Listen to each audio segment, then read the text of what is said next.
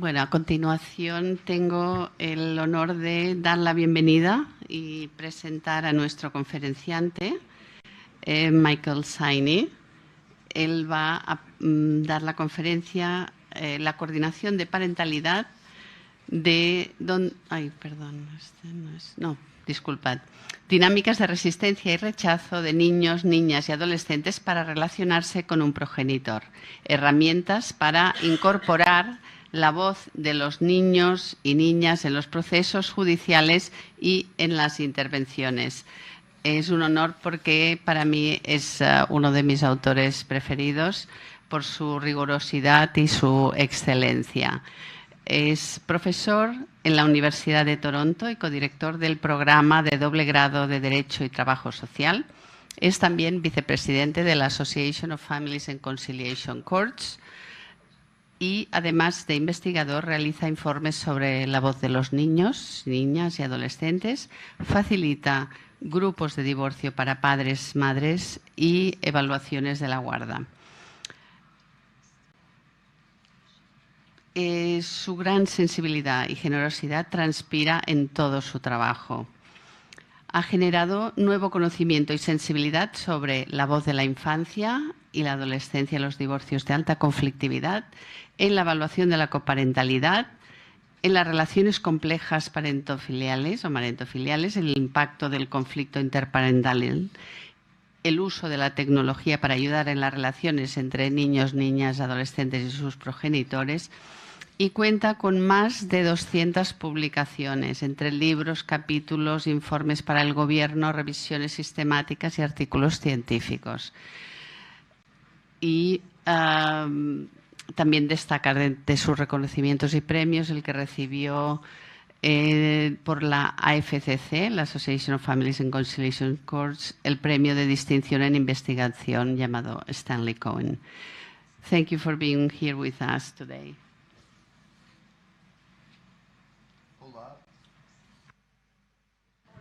Hola. Buenas tardes. That's all I know. I'm sorry. Lo único que puedo decir en español es hola, muy buenos días. La verdad estoy súper contento de poder estar aquí con todos ustedes el día de hoy para que pasemos este tiempo juntos y que así entendamos mucho más sobre lo que significa la separación, los divorcios, los conflictos parenterales y de qué manera los niños y los padres pasan a través de este proceso de separación. Y la idea es que yo pueda escucharlos a ustedes y de antemano les agradezco por recibirme acá y les agradezco además por esta oportunidad de estar aquí con ustedes. Creo que es muy importante cuando pensamos en un investigador como yo, que yo tenga la posibilidad de escucharlos a ustedes y que esté dispuesto a aprender de nuevas experiencias, nuevas maneras de pensar. Creo que la pregunta que hoy hacíamos sobre qué significa todo esto para Chile, creo que es una pregunta clave y crucial y algo que yo siempre tengo que tener presente cada vez que yo hago entrevistas a progenitores, padres de familia o a niños y cuando hago investigaciones en esta área. Esta es un área que realmente me apasiona.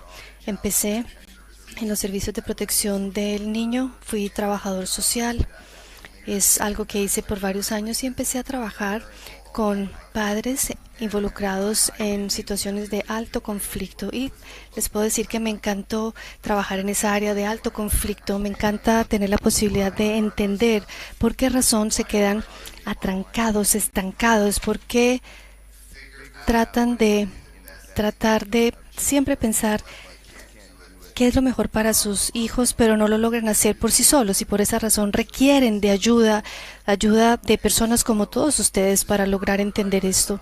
Y este es el tipo de trabajo que, como les decía, me apasiona muchísimo y estoy súper comprometido con esto, especialmente cuando pensamos en proteger a los niños de ese tipo de conflicto. Queremos siempre involucrar a los niños y queremos cerciorarnos de que los niños y niñas tengan buena relación con sus padres, con las familias extendidas, con las comunidades. Queremos cerciorarnos de que los niños y niñas se puedan ajustar de manera apropiada después de una separación. Algunos de los estudios sobre experiencias adversas de los niños de Filetti y otros, no sé si ustedes están al tanto de esta experiencia o estos estudios de experiencias adversas de los niños. Estos contienen una serie de experiencias adversas en la niñez que pueden tener ajustes o problemas a largo plazo en los niños y que incluso llegan a su adultez, a su vida adulta, como por ejemplo ACV, cáncer, una serie de enfermedades. Es muy serio y hay una serie de estas enfermedades que ocurren, los ACEs. Y además de estos, podemos hacer algo distinto a lo que se está haciendo. Pero el trabajo que ustedes están realizando en cuanto a la coordinación y comunicación de los padres, ayudarle a los padres a resolver los conflictos, a escuchar a los niños, escuchar sus voces y traer sus experiencias a su trabajo, puede ayudar a asegurarnos de que esta no sea una experiencia adversa para los niños. Entonces, cuando las personas se separan, y esto es algo internacional, hemos visto que las tasas de separación aumentaron durante la pandemia debido al estrés mayor durante este periodo. La mayoría de las veces el nivel de conflicto de los padres es bajo y pueden resolver sus problemas, pero en la mayoría de las situaciones los niños tienen buenas relaciones con los padres después de la separación. Nosotros no vemos a esas familias necesariamente porque no vienen a coordinación parental, no llegan a los tribunales. De hecho, la mayoría de las personas no necesitan un abogado, no necesitan un juez. Aquellos que sí son cualitativamente distintos y tienen distintas experiencias de aquellos que pueden resolver las cosas por sí mismos. Y es importante poner estas cosas en perspectiva. Cuando yo trabajo con los padres, les pregunto, ¿cómo esto llegó a un punto tal de que alguien como yo está sentado en su cocina hablando de su situación, de sus conflictos, de lo que va a ocurrir con sus niños? Yo no quisiera que ellos estuvieran en mi cocina hablando conmigo acerca de mis niños. Entonces, el hecho de que hay un conflicto, de que hay una tensión entre los padres y los niños, significa que son situaciones más complejas. La mayoría de los niños sí quiere pasar tiempo con ambos padres. La mayoría de los niños quieren tener buenas relaciones con ambos padres, a pesar de que esto no siempre sea posible. Hoy quiero hablar específicamente acerca de aquellos niños que se resisten o rechazan el contacto con un progenitor. Este es el resultado de situaciones de alto conflicto, porque si un niño o niña decide que no quiere ver a uno de sus padres, significa que hay algo importante a dilucidar en esa decisión de no ver a uno de sus padres. Y nosotros tenemos que averiguar cuáles son los factores que están en juego. Lamentablemente, a menudo en nuestro campo, solemos saltar a conclusiones y decimos esto es un caso de enajenación o alienación parental, es un caso de violencia intrafamiliar, tiene que ver con abuso sexual infantil, tiene que ver con el carácter del niño o de la niña, puede ser cualquiera de ellas. De modo que tenemos que asegurarnos de entender este enfoque multifactorial e incluido en este enfoque multifactorial estará la entrevista de los niños en cuanto a sus puntos de vista y sus preferencias. Ahora, la verdad es que si tienen alguna pregunta a todo esto durante mi charla, no tienen que esperar hasta el final. Pueden hacerlas porque tengo un dispositivo para la interpretación. Así que si están en desacuerdo con algo, también me lo pueden decir. Me encanta hablar de estos temas. Me gusta debatir, discutir y he discutido con grandes proponentes de enajenación parental, algunos que están a favor, otros en contra. En fin, hemos tenido grandes conversaciones y muchas veces hay desacuerdos y no me importa. La verdad es que estaré encantado de tomar preguntas o comentarios en cualquier momento.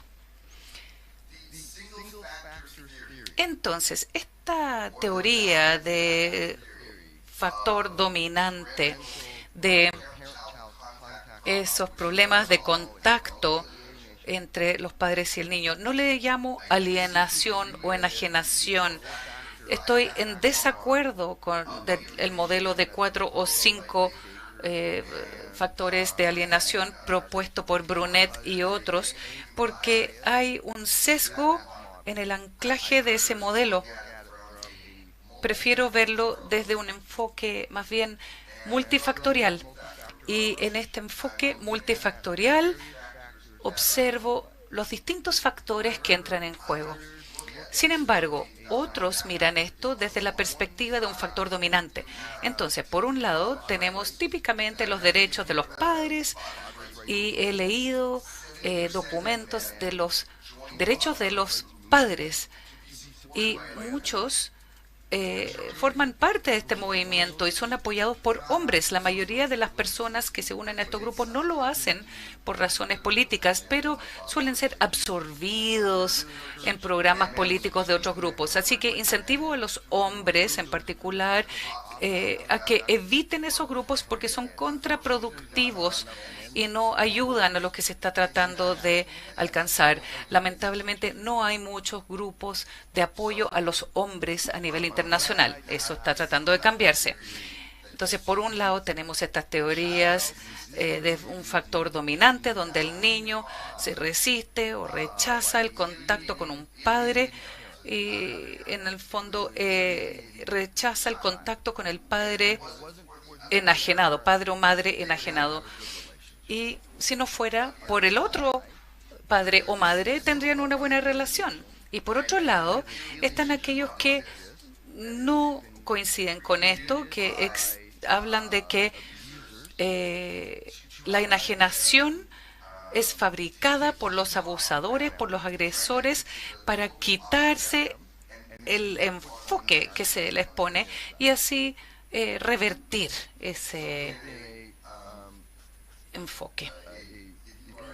Entonces, si uno es un oponente de la enajenación parental, normalmente está mirando la violencia intrafamiliar como la principal preocupación. Aquí está la teoría del factor dominante de la enajenación parental.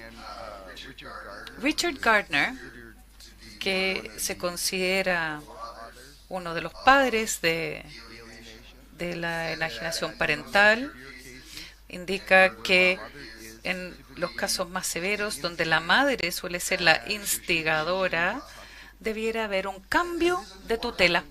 Y esto es importante de saber porque en las claves de la enajenación parental, la teoría de la enajenación parental versa sobre el hecho de que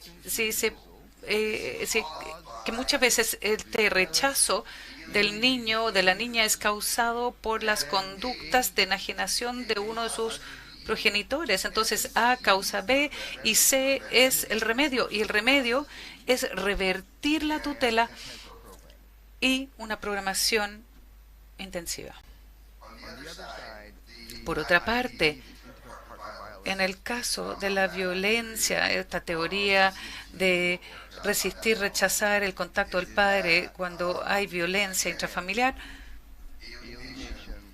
la enajenación ha sido construida, es un concepto falso que ha sido mal utilizado en los tribunales como una manera de negar el abuso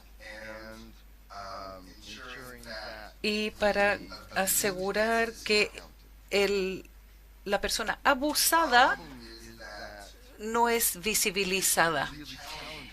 El problema es que es muy difícil entender si es abuso, si es enajenación parental o si es una nueva familia o qué está pasando qué es lo que ve el niño, y muchas veces nos vemos entrampados en estos debates de alienación o de enajenación. Y lo que se ha hecho, los trabajos de Johnson han versado sobre mucho trabajo sobre lo complejas que son estas situaciones. Entonces, la autora de este documento, junto con Matt Sullivan y Jan Johnson, que son los directores de la Asociación de los Tribunales de Conciliación Familiar, entonces hemos presentado datos sobre la encuesta para darles una idea de cómo hacemos sentido de esta visión del niño.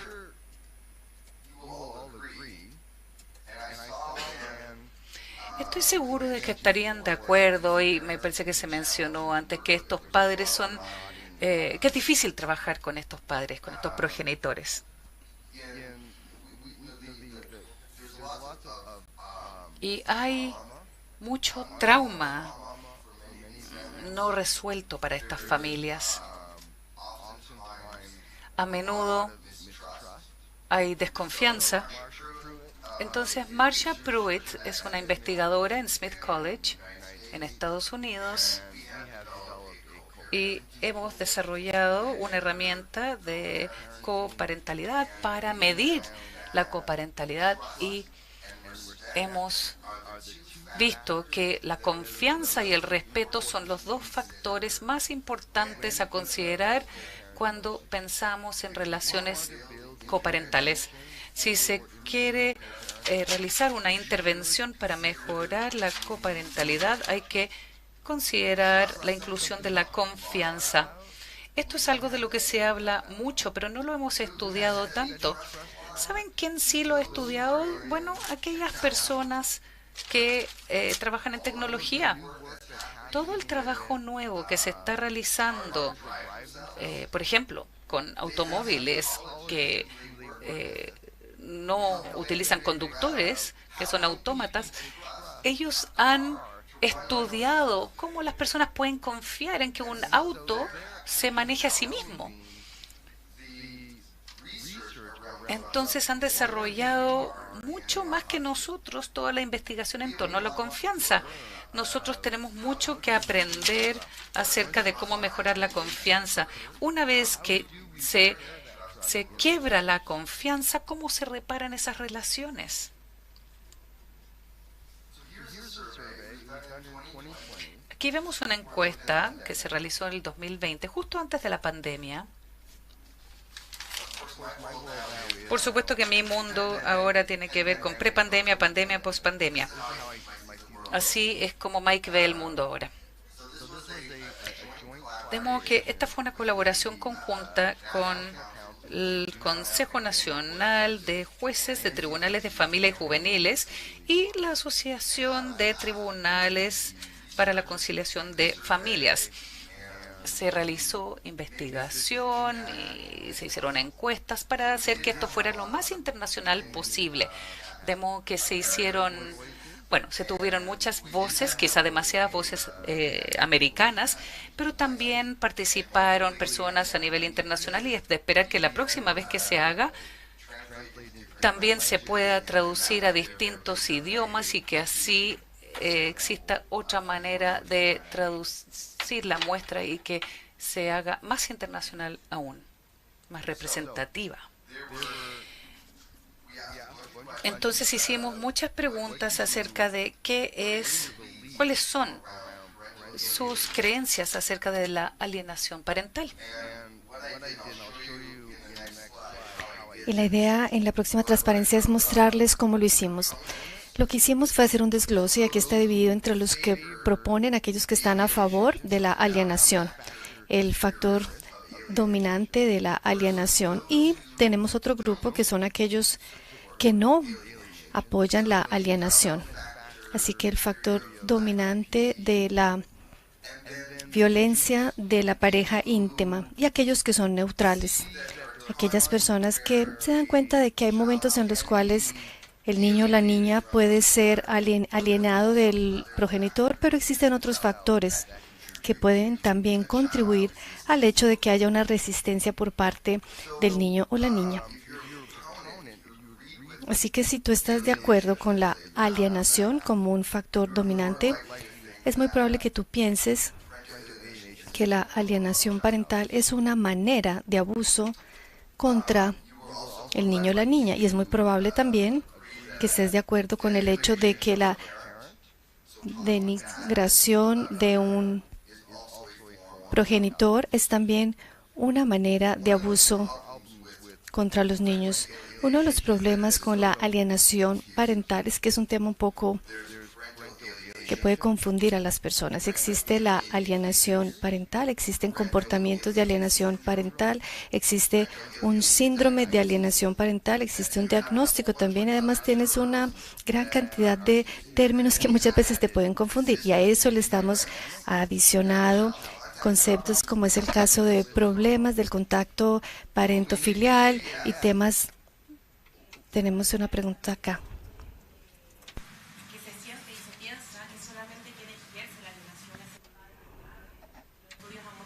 Ella tiene que usar el micrófono, de otra manera no podemos traducir. Oh. Not a thing was translated. You think you have to use a microphone. Sorry. Micrófono para que llegue a la traductora. Because they're in the booth.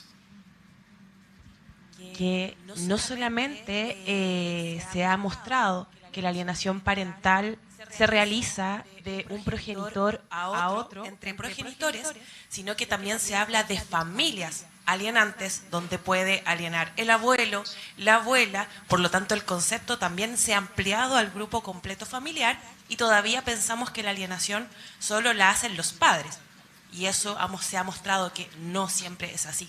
Eso era lo que quería aportar desde lo que hemos podido estudiar.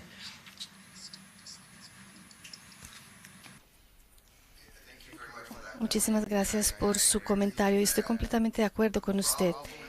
El problema con la alienación parental, cuando se mira de manera lineal y pensamos en un progenitor que es quien causa que el niño rechace o resista algo, es una manera simplista, porque podríamos pensar en la familia extendida. ¿Quién es la que está impactando esa relación? Sabemos de investigación que se ha hecho en familias mixtas. Cuando una nueva familia está tratando de estar junta, también eso crea conflicto. Sabemos también que cuando un niño tiene necesidades especiales, se crea también un conflicto dentro de la familia. Así que hay una gran variedad de razones que de hecho hace parte de mi abordaje multifactorial, que precisamente le da una mirada a todas esas dinámicas diversas que tenemos que tratar de evitar. La idea es la siguiente: una visión simple de este síndrome de alienación parental. Si tú eres una persona que está a favor de esto, probablemente tú vas a ser una persona que apoya el síndrome de alienación parental. Si tú estás a favor, o si si te opones a esto, normalmente no vas a apoyar este síndrome de alienación parental. También tenemos que pensar en cuando un niño va entre una casa y otra. Esto hace parte también de la alienación. Y solo si tú eres una persona que propone esto, tú piensas que cambiar la tutela sería algo necesario en casos como estos. E incluso en situaciones como esta hay una gran discrepancia en relación a si este es el abordaje apropiado o no.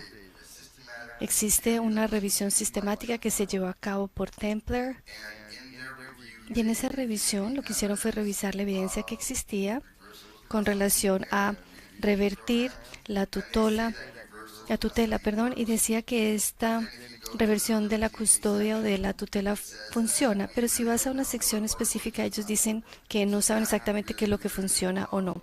Por esta razón tenemos que tener mucho cuidado al revisar este tipo de información. Estos son los resultados que encontramos entonces. Si le damos una mirada a la puntuación promedio, teniendo en cuenta todas las respuestas, y miramos la desviación estándar, una desviación estándar, nos damos cuenta de que 66% están dentro del promedio considerados neutrales y los proponentes son los que están a un lado y aquellos que se oponen están al otro lado de ese promedio. Así que, llevando a cabo un cálculo estadístico tan simple como este, tuve la posibilidad de mostrar quiénes son los que están a favor, los que se oponen y dónde se encaja la mayoría. Y uno de los puntos que estoy tratando de dejar claro es que cuando todos estamos juntos, nosotros hacemos parte de la mayoría. Ahora, el problema es que cuando aquellos que se oponen y aquellos que están a favor empiezan a gritarse los unos a los otros, nosotros terminamos, y no sé cómo se puede traducir lo que estoy a punto de decir, terminamos con un efecto de una polarización falsa, en donde nos estamos enfocando más en la oposición y se nos olvida lo que ocurre en el medio. Es decir, nosotros estamos acá, en el medio de todo esto, por lo menos la mayoría de nosotros, y esto es algo que tenemos que tener siempre muy claro. Y la mayoría de las personas, sea que tú seas una persona que está dentro del grupo de los que se oponen, neutrales o los que están a favor, la mayoría de los profesionales están de acuerdo en que necesitamos tener en cuenta una gran variedad de factores. Como bien se dijo, esta idea de que un progenitor está alineando al niño del otro progenitor, eso es algo que es considerado una causa-efecto de la relación. Tenemos que pensar en los diversos factores que impactan esta relación. No voy a revisarlos todos en este momento, pero sí quisiera resaltar algunos de ellos. Y me voy a enfocar principalmente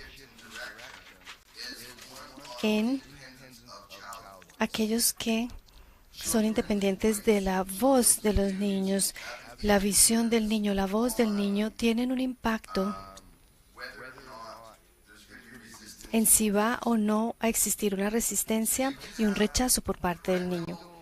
Ustedes pueden pensar en tener comportamientos alineadores parentales, como es el caso de denigración, sabotaje, y así todo vas a tener un niño o una niña que no está poniendo resistencia ni está rechazando esa relación. Así que tenemos que pensar, bueno, ¿por qué estos niños son capaces de manejar mejor esta situación? ¿Por qué son más resilientes con relación al comportamiento de este progenitor? ¿Qué será lo que está ocurriendo con este niño o niña?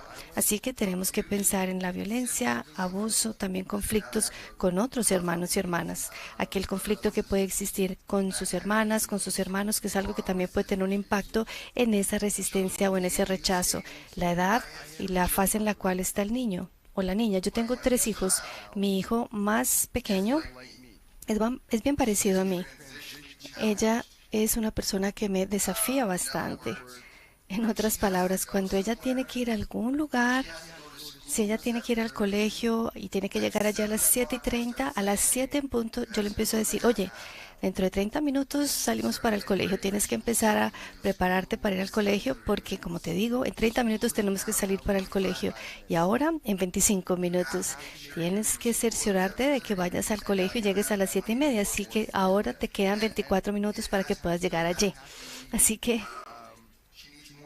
ella necesita de más tiempo. Ella es una persona que desafía a veces estas reglas. Yo en el pasado decía que yo llegaba tarde a los lugares, pero yo ahora digo que soy una persona que desafía las cosas de manera transitoria y es una manera mejor de explicar la razón por la cual normalmente llego tarde a los lugares. Y también hay otro tema que es el trabajo parental deficiente o abuso de sustancias. Si hay un progenitor que está bebiendo y no cuida al niño o la niña o dedica mucho tiempo haciendo otras cosas en lugar de estar realmente involucrado con ese niño o esa niña, eso también tendrá un impacto. Un estilo de progenitor un poco más rígido, un estilo que de educar al niño que pueda ser diferente en los dos hogares, probablemente el niño o la niña va a querer pasar más tiempo en una casa que en la otra porque no le gusta la cantidad de disciplina que puede haber en una de las casas. También problemas de salud mental, problemas de conflicto. Hay otro tipo de temas que tenemos que tener en cuenta cuando pensamos en las razones por las cuales los niños o las niñas pueden estar rechazando o resistiéndose a tener un contacto. También tenemos que pensar en la voz de los niños y las niñas. En esta encuesta hubo algo que fue bastante interesante y es el hecho de que el peso que ponemos en los niños va a depender de nuestra visión con relación a la alienación parental. Si tú eres una persona que está a favor de la alienación o un proponente de la misma, tú crees que la visión de los niños deberían tener menos peso cuando existen alegaciones de alienación parental. Probablemente esas personas dicen, no queremos saber lo que los niños piensan si ellos no están de acuerdo con nuestro punto de vista. Y queremos empoderar a los niños para que tengan voz. Si nosotros sentimos que su voz va a ser más semejante a la nuestra, que van a opinar de manera semejante a la nuestra. Así que a pesar de que muchas veces afirmamos que escuchamos a los niños o a las niñas, incluso existe una Convención de los Derechos del Niño, artículo 12, que sugiere que nosotros deberíamos escuchar a los niños y a las niñas en cualquier tipo de caso familiar. Pero la pregunta será, ¿será que realmente los estamos escuchando? ¿Y qué pasa cuando lo que ese niño o niña dice no coincide con lo que nosotros pensamos? Tenemos que pensar en la capacidad que ellos tienen de ser escuchados. ¿Y será que estamos utilizando esto para silenciar a los niños? Creo que en este trabajo nos dimos cuenta de que estamos enfocados y centrados en los niños, en las niñas, estamos enfocados en ellos. Sin embargo, no le dedicamos suficiente tiempo a escucharlos de verdad, a escuchar realmente la voz de estos niños y estas niñas. Todos los niños y niñas tienen un derecho, el derecho de expresar sus puntos de vista. Esto tiene que ver con el artículo 12 de la Convención de Derechos del Niño de la ONU.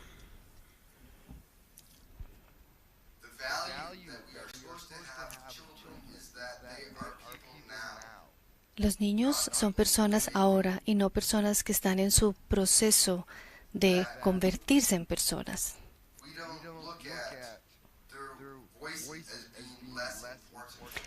No podemos pensar en que la voz de los niños y niñas es menos importante que la de otros.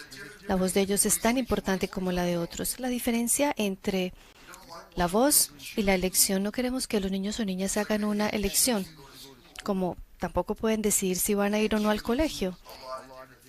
Ellos pueden elegir varias cosas y tienen que tener esa posibilidad de elegir, y tenemos que preguntarles cuál es su punto de vista, cuál es su opinión, para entender cuál puede ser su punto de vista con relación a un tema específico.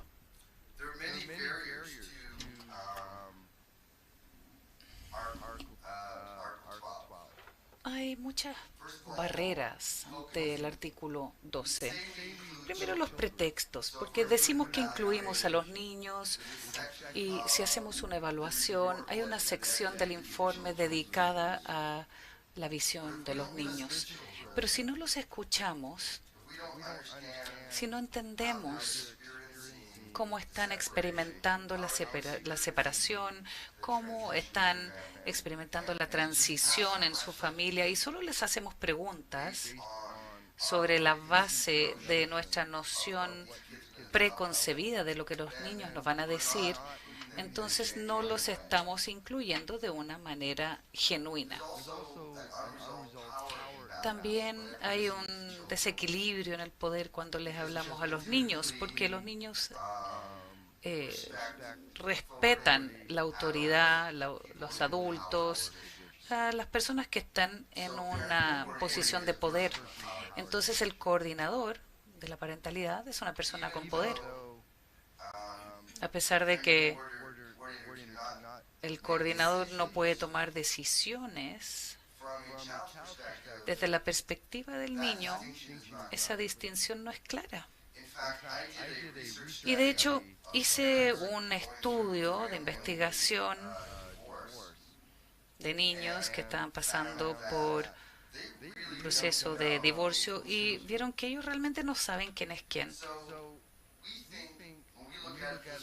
Cuando lo vemos así desde la perspectiva multidisciplinaria, ya sea si son abogados, un juez, una trabajadora social, psicólogos, no sé, representante de un niño, la verdad es que nos sentimos muy bien en cuanto al papel que tenemos en el tribunal. Pero desde la perspectiva de los padres o de los niños, todos nos vemos iguales, hablamos igual, nos vestimos igual y no ven la diferencia en todos nosotros. Entonces, si están hablando con un coordinador parental el lunes, un mediador el martes, un abogado el jueves, y se les pregunta con quién hablaron esta semana, van a decir, no sé, un montón de gente del tribunal. Y eso es muy importante, es una señal para que pensemos en nuestro papel. ¿Estamos educando correctamente a las personas acerca de lo que podemos y no podemos ofrecer? Cuando le hablamos a los niños, ¿somos claros en cuanto a por qué estamos ahí? Yo le pregunto, o le pido a los padres que cuando me presenten, que no me presenten como un amigo o el tío que ha estado alejado de la familia hace 20 años y decidió aparecer de repente a hablarle. No le mientan a los niños. Yo les explico mi papel siempre de la misma manera. Les digo, tus padres están tratando de resolver su problema, sus diferencias, y les está costando mucho hacerlo y quieren ayuda. Y me pidieron ayuda. Y la idea es preguntarte a ti qué es lo que crees que está pasando. Y vamos a, entre todos, crear un plan que va a funcionar para ti. Pero tenemos que hacer un mejor trabajo. En nuestra investigación con los niños encontramos que los niños a menudo no saben lo que está pasando. No saben. A pesar de que le hemos conversado a los niños acerca de su punto de vista, sus preferencias, nosotros queremos explicarles lo que estamos haciendo y por qué estamos haciendo estas preguntas.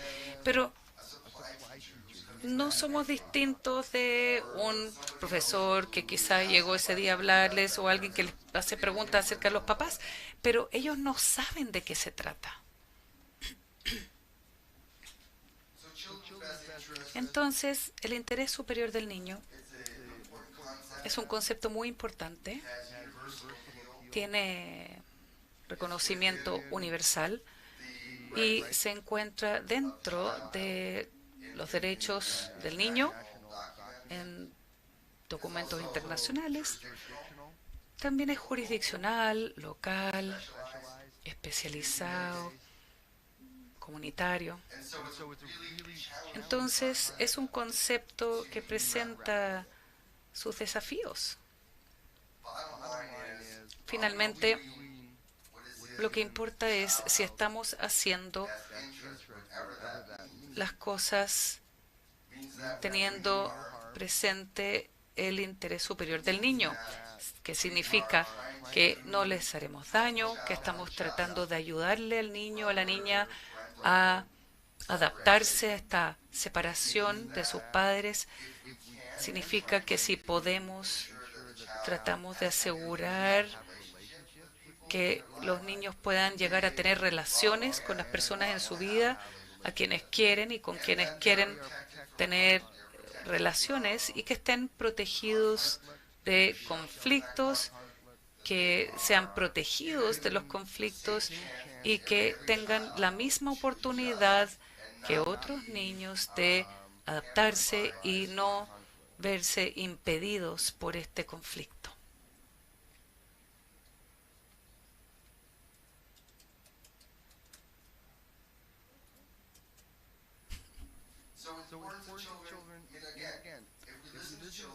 Entonces, si escuchamos a los niños, veremos que tienen mucho que contarnos.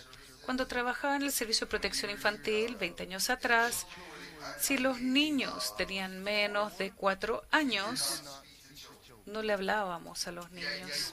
La idea era que, bueno, ¿qué nos van a decir? Tienen menos de 4 años. Eso ha cambiado. Ahora tratamos de comunicarnos con todos los niños, porque todos los niños están tratando de decirnos algo. Un bebé trata de decirnos algo si observamos, escuchamos y aprendemos.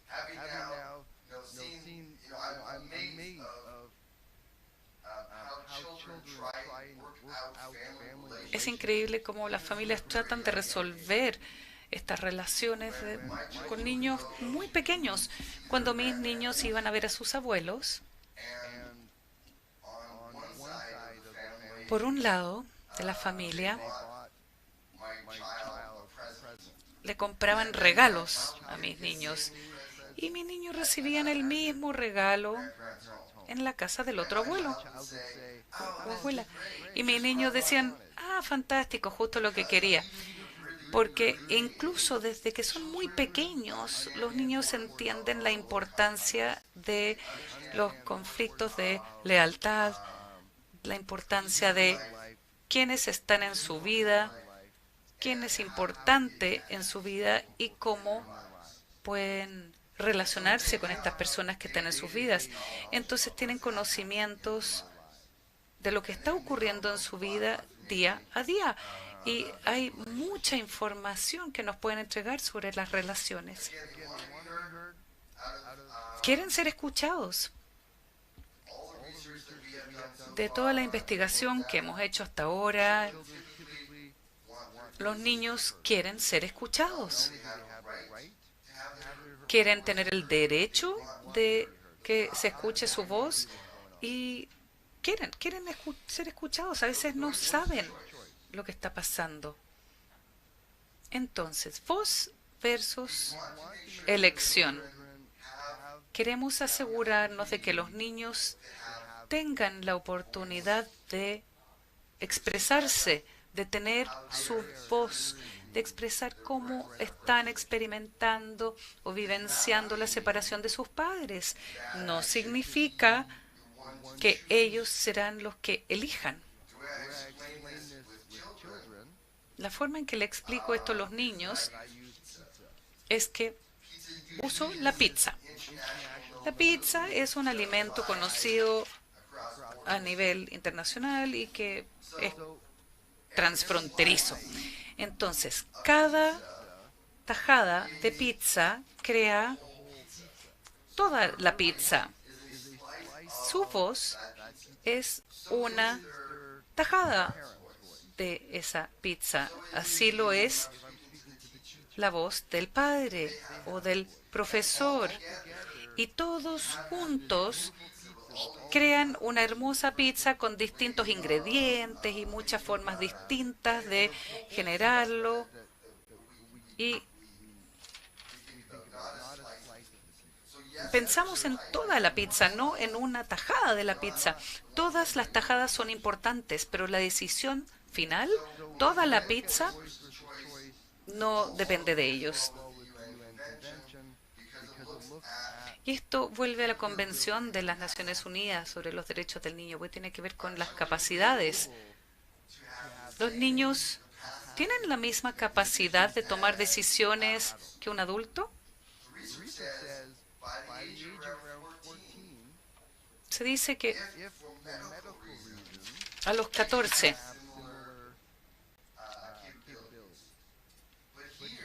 en algunos casos, si se trata de razones médicas, pueden tener esta misma capacidad. Pero aquí estamos hablando de una relación entre dos personas que son sus padres.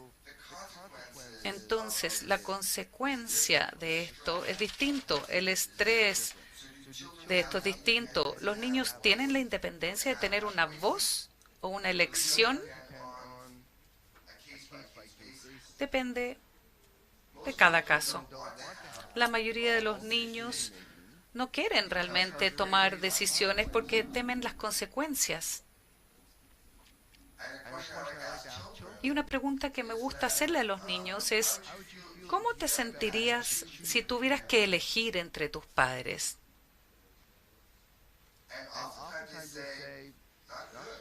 Y a menudo dicen, no me sentiría bien, no quiero escoger.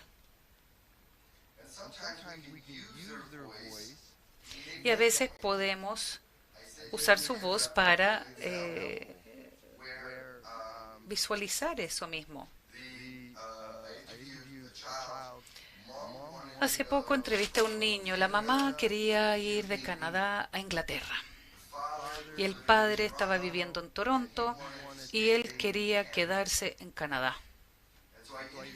Entonces entrevisté al niño sobre una serie de cosas, usando incluso un mapa. Estaba tratando de ver si el niño entendía la diferencia entre Canadá e Inglaterra. Porque ¿para qué le hacemos preguntas sobre dónde quiere vivir si no sabemos dónde están geográficamente? Y ella apuntó, o él apuntó a los Azores, que están en el Océano Atlántico, y dijo, quiero vivir ahí. Y le dije, ¿dónde es eso? En Inglaterra. Dijo, es una combinación de Canadá e Inglaterra. Entonces volví donde los padres y les dije que el niño preferiría vivir en la mitad del Océano Atlántico a tener que elegir entre ambos. Así que dejen de preguntarle dónde quiere vivir. Entonces podemos usar la voz de los niños de manera muy poderosa. Algo que me gusta preguntarle a los niños es, ¿qué le gustaría que sus padres dejaran de hacer? Que dejaran de pelear. ¿Y qué significaría eso para usted si dejaran de pelear? Estaría más contento, estaría menos estresado. Y se le pregunta a los padres, ¿qué dijo el niño? Los niños dijeron, déjenme fuera del conflicto. Entonces es una buena manera de usar la voz de los niños. Entonces la voz de los niños es importante para representar o explicar su propia situación. Entrevisté a un niño de 13 años. Cuando lo vi en casa de su madre, tenía juegos de video y estaba jugando con sus amigos virtuales. Luego fui al otro hogar y estaba jugando virtualmente con sus amigos. No había ninguna interacción con los padres. Y lo que el niño quería era acceso a la internet, a los videos. Y los padres estaban peleando acerca de dónde iban a vivir, dónde iba a vivir el niño. Y les dije, la verdad es que no importa dónde viva el niño. Al niño lo que le importa es que donde viva haya acceso a la internet. Entonces, cuando se piensa en estos planes, muchas veces tiene más que ver con sus amigos o las actividades deportivas, el fútbol, que juegan con sus amigos en la plaza. Y ahí tiene más que ver con el parque que con el plan. Entonces, al pensar en el plan, ellos se vuelven parte de ese plan. Forma parte de lo que ellos creen que es la mejor manera de lograr esta transición de la separación. Cuando involucramos las voces de los niños y estas se convierten en elecciones o decisiones, puede haber efectos negativos. Los podemos llegar a poner en una posición de tener que elegir. Una vez que eligen a un padre sobre el otro, es muy difícil de desenmarañar, porque se van a quedar atrapados en esa posición. Y queremos que los niños tengan un entendimiento más flexible de sus relaciones.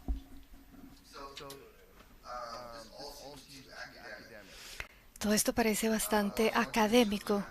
Yo quiero saber qué es lo que el niño o la niña tiene que decir al respecto de esto. Ese es el texto que aparecía en esa imagen. Le di una mirada a varios estudios que se llevaron a cabo y normalmente los niños y niñas dicen que quieren que les pregunten las cosas. Esos niños quieren saber y quieren tener claro que realmente lo que ellos dicen y expresan es importante. Los niños y niñas quieren saber que personas como ustedes están tomando el tiempo para hablar con los niños y niñas para entender cuáles son sus puntos de vista, cuáles son los hobbies, cuáles son sus intereses. A veces nos enfocamos demasiado en el conflicto como tal y se nos olvida hacer otro tipo de pregunta, como por ejemplo, oye, ¿cuál es tu color favorito? ¿Cuál es tu animal favorito? ¿Qué te gusta hacer para divertirte? ¿Cómo te está yendo en el colegio? ¿Estás durmiendo bien? ¿Estás comiendo bien? ¿Cuál es tu comida preferida? Queremos entender mucho mejor a ese niño o a esa niña. Tenemos que escuchar a los niños o niñas, pero no los involucres en el conflicto.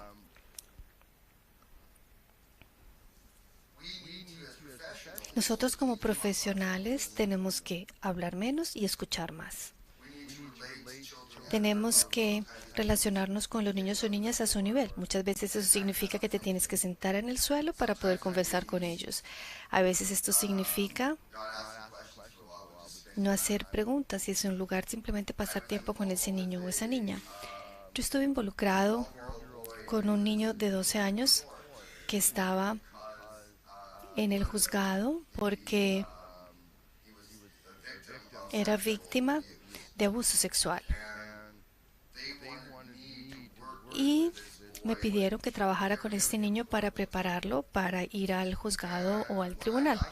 Y cuando yo llegué allí, el niño me dijo,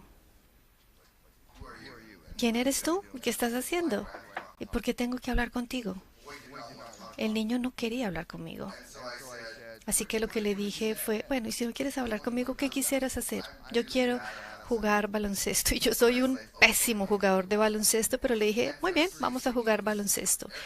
Y todas las semanas, durante 6 semanas, fui allí a estar con este niño para jugar baloncesto.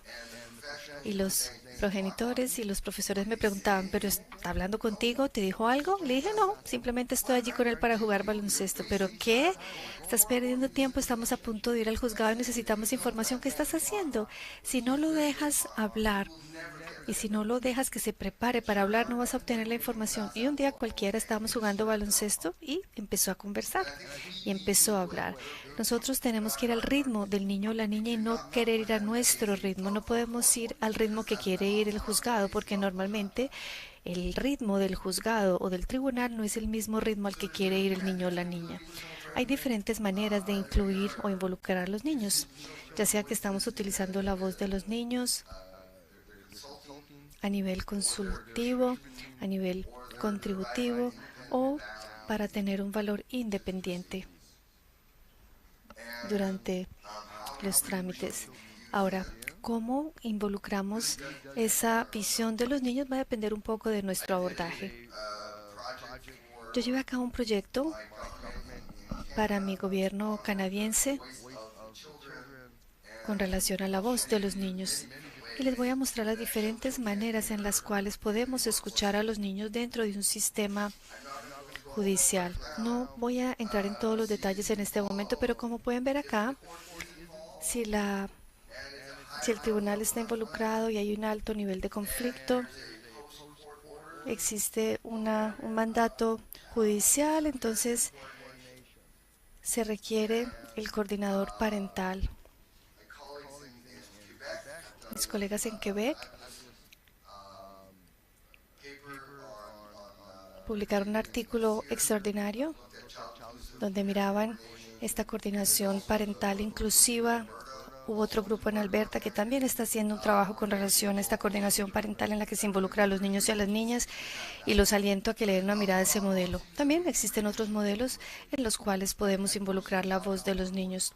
Yo hago este tipo de informes para los juzgados, hago evaluaciones en las cuales incluyo la voz de los niños. Hay trabajos que hacemos con abogados, hay diferentes maneras en las cuales podemos involucrar e incluir la voz de los niños. Independientemente de cómo lo hagamos, tenemos que cerciorarnos de que la visión de los niños y niñas se esté incluyendo de manera auténtica y que su visión tenga un impacto siempre teniendo en cuenta el interés superior de los niños.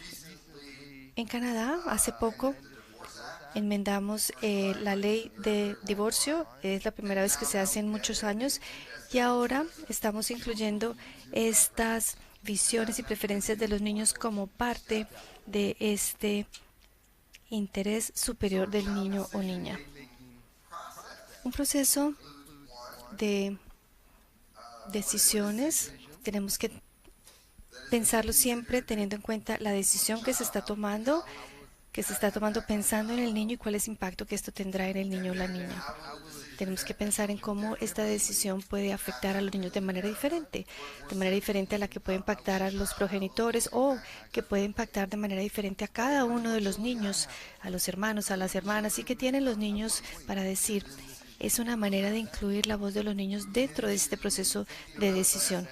Pensar también en el interés superior del niño o niña. Ahora que tenemos toda la información, empezamos a encajar todas estas piezas diferentes para entonces informar cuál podrá ser el interés superior del niño o niña, siempre incluyendo dentro de ese proceso de decisión la voz del niño o la niña. Si ustedes son un coordinador parental, tú tienes que dejar claro cuál es tu papel. Si tú estás tomando una decisión y sé que hay diferencias en los modelos que existen para la coordinación parental, ya sea que tú seas una persona que está involucrada en la toma de decisiones o si tú tienes una atribución de arbitraje, sea cual sea el papel que tú estás jugando, tú tienes que cerciorarte de que le dejas claro cuál es tu papel cuando hablas con el niño o la niña. Yo no puedo ser aquel que decide cuál es el plan que se va a utilizar, pero lo que sí puedo hacer es proporcionar el punto de vista de ustedes para aquellos que toman la decisión, para que de esa manera podamos integrar de la mejor manera posible esa voz y que sea utilizado como parte del proceso de toma de decisiones.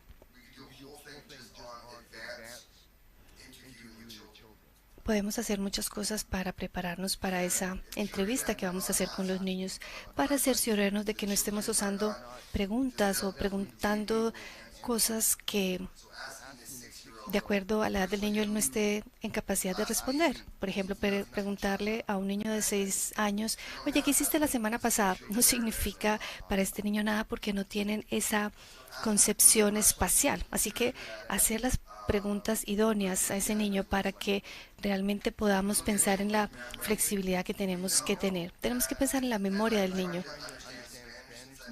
Desde que estoy aquí estoy tratando de entender un poquito español y el hecho de no poder entender español y sentirme como un gringo que está aquí, que solo habla inglés y esperar que todos ustedes sean capaces de hablar inglés conmigo, me ha creado estrés. ¿Por qué? No entiendo el idioma que ustedes hablan. Conozco un poquito de francés y hablar un poquito de italiano y ahora un poquito de español y a la hora la verdad lo que termino es haciendo como una sopa de letras, pero tengo un problema porque la amígdala, en la parte posterior de mi cerebro me está diciendo, ¿sabes qué? No estás haciendo las cosas bien y eso no me permite que piense de manera apropiada. Y lo que ocurre es que cuando el nivel de estrés de los niños sube, hay una parte de su cerebro que se desactiva y no logran recordar las cosas. Así que muchas veces cuando le preguntas a los niños, óyeme, ¿y qué fue lo que ocurrió? Y el niño está estresado, no van a ser capaces de contarte la historia. La única manera en la cual podemos lograr que nos cuenten la historia es reduciendo la desregulación emotiva para que el niño o la niña se sienta más tranquilo, que fue exactamente lo que yo hice con ese niño jugando baloncesto por varias semanas. Logré disminuir el estrés, el nivel de estrés que tenía y empezó a conversar conmigo. Muchas veces vamos inmediatamente a hacer las preguntas y empezamos a decir, oye, ¿qué es lo que quieres? ¿Qué fue lo que ocurrió? ¿Qué quieres que ocurra? Es como cuando mi adolescente vuelve del colegio y yo le digo, ¿cómo te fue en el colegio? Y me responden, Ahora, si yo me siento y espero y salgo en el auto a dar una vueltecita con él y mientras estamos en el auto conduciendo, él está escuchando la música que le gusta, se siente relajado, se siente cómodo y en ese momento me va a decir, papá, ¿sabes qué fue lo que ocurrió en el colegio hoy? ¿De verdad? Cuéntame qué ocurrió. Y ahí empezamos a conversar, porque esa conversación ocurre cuando el joven quiere conversar. Sabemos que la memoria se ve impactada por el nivel de estrés. Tenemos que cerciorarnos de que estemos haciendo las preguntas de manera tal que podamos ayudar a ese niño o niña se sienta cómodo de dar una respuesta. Sé que sabemos que hacer entrevistas repetitivas es algo que no es bueno para el niño o la niña. En el momento en que entrevistamos a un niño o una niña, estamos exponiéndolo o exponiéndola a nuestra manera de entrevistar o de cuestionar. Y muchas veces su respuesta va a ser impactada por la manera en la cual nosotros los interrogamos. Y si continuamos repitiendo las entrevistas, vamos a empeorar la situación. ¿Será que los niños y niñas mienten? Claro que sí, todos lo hacemos. Los niños o niñas mienten muchas veces para proteger las relaciones. Cuando el niño o la niña está protegiendo una relación,